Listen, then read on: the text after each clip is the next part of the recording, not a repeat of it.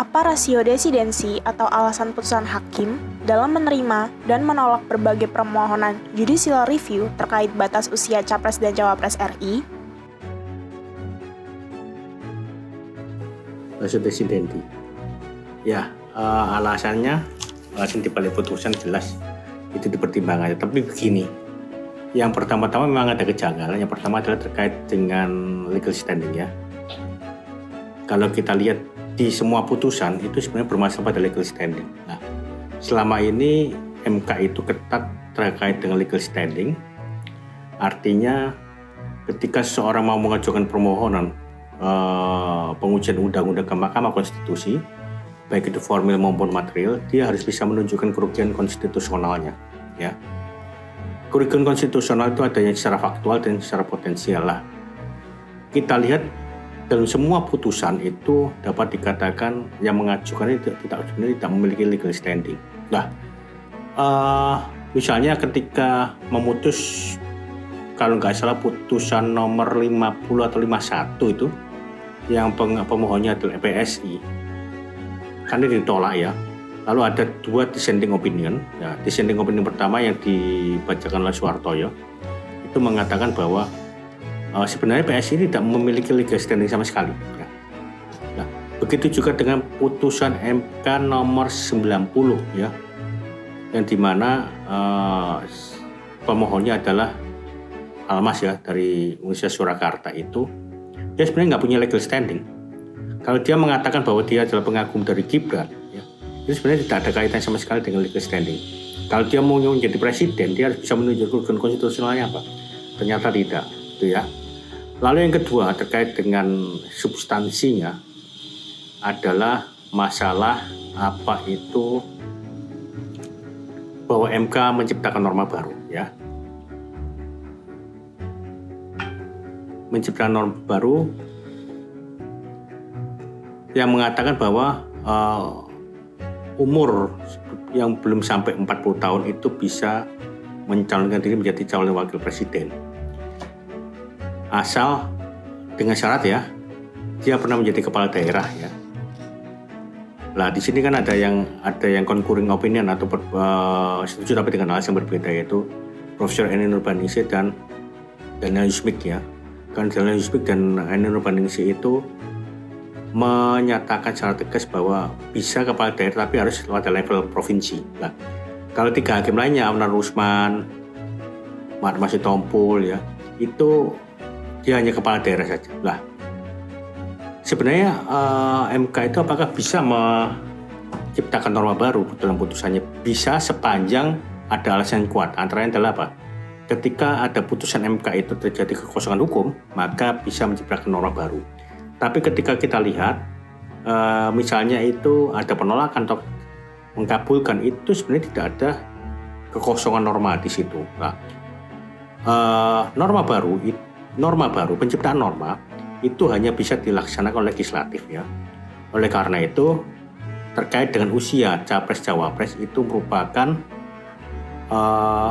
open legal policy atau kebijakan hukum dibuka dari pembentuk undang-undang. Jadi mau berapapun itu adalah kehendak pembentuk undang-undang. Nah, sebenarnya itu kalau kita lihat ramenya kasus ini karena terkait dengan adanya konteks yang terkait, yaitu terkait dengan kecurigaan pencawapresan Gibran Rakabuming Raka sebagai cawapresnya Prabowo ya. Itu dianggap melanggar dinasti ya dan sebagainya. Nah, tapi sebenarnya kalau kita lihat di antara putusan yang dikabulkan sebagian, yaitu dengan syarat itu ya, di bawah 40 tahun asal pernah menjadi kepala daerah, itu sebenarnya kalau kita lihat argumentasinya biasa-biasa aja. Justru sebenarnya argumentasinya diajukan oleh Partai Solidaritas Indonesia kalau nggak salah atau Partai Garuda itu cukup kuat ya. Makanya di sini undang-undang dia membandingkan ya sejarah pengaturannya, yaitu Undang-Undang 23 tahun 2003 tentang pemilu presiden dan wakil presiden yang pertama.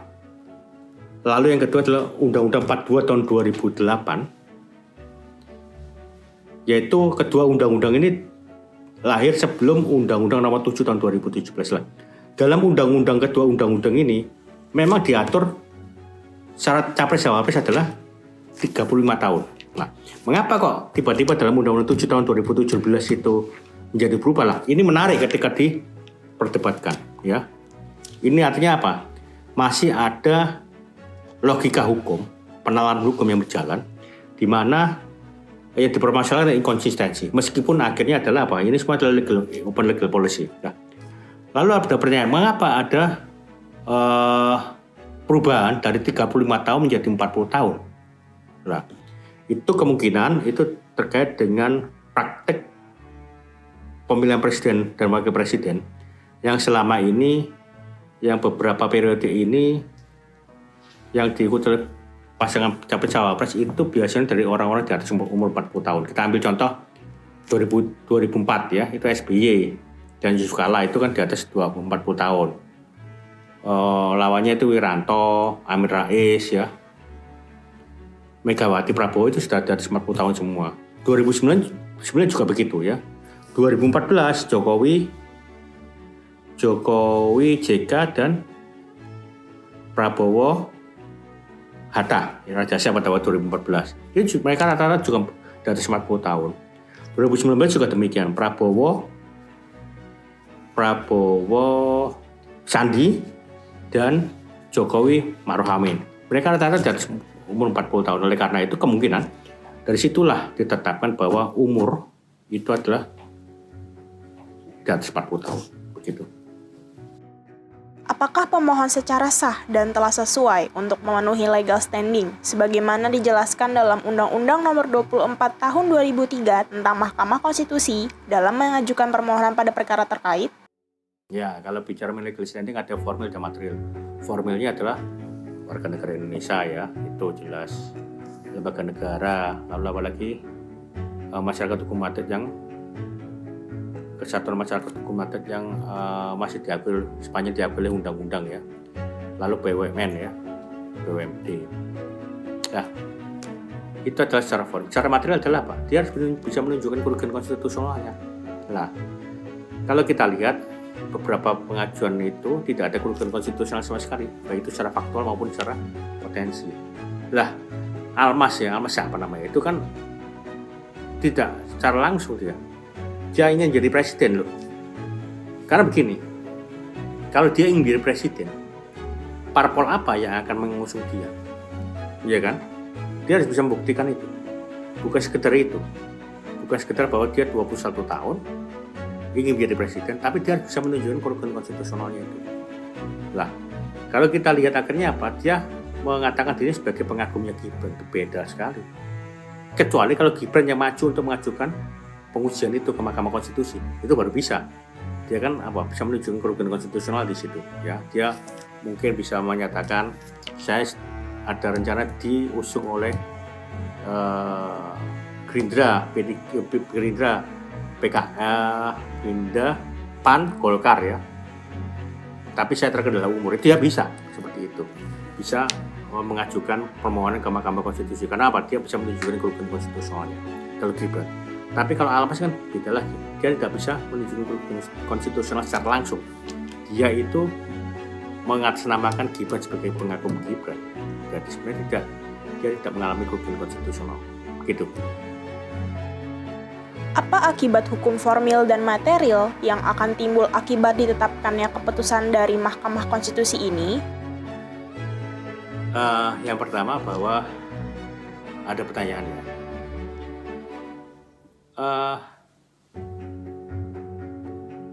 Bagaimana akibat hukum dari putusan MK itu? Lah, MK kan sengketanya adalah sengketa publik kan, oleh karena dia outcomes mengikat semua pihak. Lah, apakah bisa dilaksanakan secara langsung? Lah, jawabannya adalah kita lihat ya bahwa ternyata MK itu menciptakan norma baru. Karena dia menciptakan norma baru, maka dia sifatnya adalah self-executing, artinya bisa dilaksanakan langsung.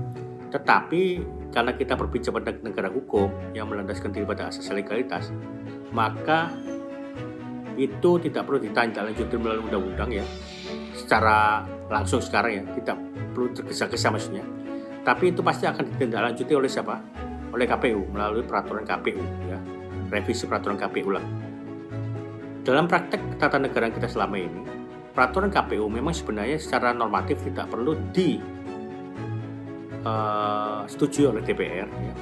Tapi dalam praktek ketatanegaraan kita selama ini adalah bahwa peraturan KPU itu akan dikonsultasikan dengan Komisi 2 DPR dan pemerintah. Dan kita lihat sekarang Komisi DPR sekarang sedang mengalami reses, ya, istirahat. Ini jadi masalah. Apakah putusan tersebut berindikasi melanggar asas erga omnes? Sebab, dalam putusan tersebut, pemohon sangat bersifat individual karena menyantumkan salah satu tokoh yang dalam perspektif publik akan menimbulkan framing yang berlandaskan politik praktis. Ya, kalau erga omnes begini, ya, erga omnes itu artinya tidak hanya mengikat para pihak tapi juga mengikat secara publik. Jadi gini loh, kita akan melihat dari 7 putusan itu kan ada yang ketika ini ditolak secara keseluruhan, tapi gini kok bisa dikabulkan. Ini yang jadi persoalan, ya kan, ini jadi persoalan dari situ sebenarnya. Padahal pokok permohonannya sama, ya, objeknya sama, ya, harusnya apa? Harusnya sama-sama ditolak, ya. Bahkan kalau bisa itu secara nalar hukum itu tidak dapat diterima, need on van Klukverkar, bukan ditolak tapi sudah need on van Klukverkar. Artinya apa? Tidak dapat diterima karena dia tidak memenuhi legal standingnya itu. Jadi, menurut Bapak, apakah putusan dari Mahkamah Konstitusi tersebut bisa diterima? Ya, begitu dibacakan dia pasti adalah final dan mengikat, ya. Meskipun ada perdebatan, ya. Karena kalau kita lihat jumlah, ya, itu kan 3 setuju dengan alasan berbeda, 2 setuju dengan alasan berbeda, dan 4 menolak, tidak setuju atau dissenting opinion, ya. Lah yang concurrent opinion yaitu Profesor Eni Urbaningsih dan Pak Daniel Yusmik itu mengatakan setuju tapi pada level kepala daerah gubernur, ya. Sedangkan yang 3 ini tidak menjelaskan level kepala daerahnya apa. Nah, ada yang mengatakan, Yusril mengatakan bahwa ini sebenarnya 2 itu seharusnya bukan concurrent tapi adalah dissenting, ya. Tapi kalau kita lihat memang sebenarnya kedua ini sebenarnya adalah setuju juga 40 tahun di bawah 40 tahun asal kepala daerah, hanya di level gubernur, bukan semua level. Karena kan kalau kita tinjau dalam teori otonomi daerah, ya, sebenarnya kalau kita lihat gubernur itu juga melaksanakan fungsi dari pemerintah pusat. Artinya apa? Dia dekonsentrasi, wakil dari pemerintah pusat. Beda dengan bupati atau wali kota. Kalau bupati atau wali kota memang dia menjalankan fungsi otonomi daerah, desentralisasi secara murni.